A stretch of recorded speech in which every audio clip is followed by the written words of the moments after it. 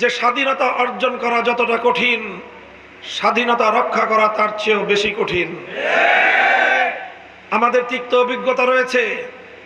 আমাদের এই বাংলাদেশ, টেকনাফ থেকে তেতুলিয়া, রূপসা থেকে পাথুরিয়া, 55,000 বর্গ মাইলের এই বাংলাদেশ, এটা একদিন দুই দিনের সংগ্রামের মধ্য দিয়ে আমরা অর্জন করিনি।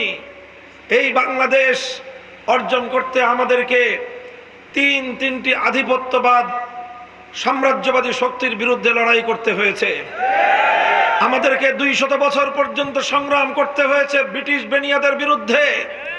আমাদেরকে সংগ্রাম করতে হয়েছে পশ্চিমবঙ্গ নামক রবীন্দ্রনাথ ঠাকুরদের সাম্প্রদায়িক শক্তির বিরুদ্ধে, যারা পূর্ববঙ্গের মুসলিম জাতিসত্তার উন্মেষকে বরদাস্ত করতে পারেনি, যারা পূর্ববঙ্গের মুসলমানদের